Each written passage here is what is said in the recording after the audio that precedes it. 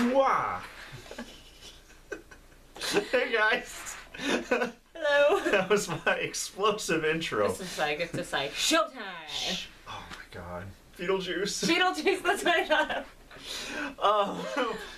We're back with another very mature comic review. Yes, actually, this is one that I was like really skeptical about reading until people pointed it out to me. Like, Casey, some of the other stuff you read is way weirder. Mm-hmm. But this by far has like probably one of the weirder titles. Yep.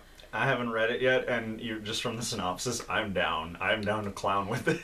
So I don't want. This is kind of, I don't want to say too much about because it is an ongoing series. So, the comic that I brought for us today, mm-hmm. and I'm just gonna read this off of the back, is like, is considered to be like comic of the year for like Time magazine and like best new series in like US Today, mm-hmm. and I would totally agree with it because it's one of, at the store that I work at, it is one of our most popular sellers for both trades and ongoing, like, it's an ongoing comic, so it's for trades and like single comics. It's an Image title, so you know it's, that's usually like the Image is pretty good. They brand tend not approval. to, brand of approval, tend not to mess up. So the comic that I brought with me today is titled Sex Criminals. I was in as soon as I heard the title. I think it's fair to say that just everyone at the Broken Sea is a little perverted. A little bit. Now, don't Some more let the than title others. put you off. I was actually very much put off by the title at first, until people have been telling me to read this since like September of last year. So it's been around for a little bit. It's been around for a little while. They're on the second volume, but it's still ongoing, so there's new new issue every couple of weeks. And so just from the title, I was like really off put about it, and I'm like, oh, I don't know if that's something I want to read. And then finally one of my coworkers said to me, like, Casey, you've got to read this. It's so funny. It's so good. And it's no worse than anything else that you've already read. And I'm just kind of like, well, what do you mean? And they're like, you read the Grindhouse comics. And I'm like, well, yeah, because it's like stylistic and they're funny. And it's like, yeah, you have a good sense of humor. Those are way worse and way more graphic than anything you're going to see in this. And they were, I don't want to say they were right, but they were right. They were right. And now Sex Criminals is a comic. I have both volumes here with me. And what it is the story of a couple, so a man and a woman by the names of John and Susie. And they meet each other sort of just by chance, and they both discover that they have a unique power, something that makes them very special. They're like superheroes, but... Kind of! The basic premise of the story, essentially, is that when the two of them have... Sex. I don't want to, like, say it. It's not that bad of a word. But you know what? You can just leave it blank. I'll fill in the blanks for sex? you. Sex. When the two of them have sex, what ends up happening is they actually stop time. And now this is an ability that both of them discovered they had at, like, younger ages. And they both have different words for it. Okay. So now Susie, like, you find out, in the first volume, you find out, like, their backstories, basically. And you find out that Susie had a very sort of traumatic childhood, and when she discovered that this happens to her, that she can stop time, she calls it, like, the quiet, but John calls it something completely different. And you can tell, and that's totally, like, what a guy would name it, when they stop time jerking off. He calls it Cum World. Cum World? It's so funny. I love it. It's so funny though. But so anyways, the two of them are kind of like miserable on their own. Right. They're miserable on their own because like they feel like they're always alone and they're freaks and they're isolated. But then eventually they meet each other at a party. One thing leads to another, and it's like, oh shit, you can stop time too. And from then on, they start dating and they develop a relationship. And the best way I can put it is literally reading the back of the first one, which it says, for like the little blurb, it says, Susie has a secret. For her, sex literally makes the world come to a standstill. John has a problem. He hates his life, his job, and the special curse that makes him and the special curse that makes him just like Susie. Girl meets boy, girl hooks up with boy, and for the first time in their lives, they find themselves alone together. So they do what any new young couple having sex and freezing time would do. They rob banks. And that summarizes literally the first volume. What do you do when you can stop time? You rob a bank because you don't think anyone will catch you, right? That's true. Wrong. Turns out there's such a thing, or what they call the sex police. The sex police. So another group of people who have this other weird ability to stop time, who are now chasing after them for trying to rob a bank because they're trying to, like, Susie works at a library, so they're trying to keep the library open. And this is the only way she can get the money, or supposedly. Oh, okay. But anyways, this comic is hilarious.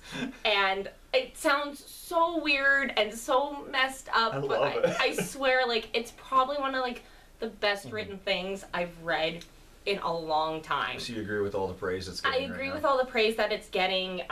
It's an amazing, amazing story. It's really well written. The art is awesome. It's a really cool art style. I was looking at it. It's very It's very. I don't know who to compare it to. It just looks really good. It's just a different sort of art style, and I'm trying to find, like, what's a good example of, like. Well, I knew I was in when I saw that one. I think it was a variant cover where they're all, like, doing the Bohemian Rhapsody pose. Yes, and that's actually, maybe I can find that.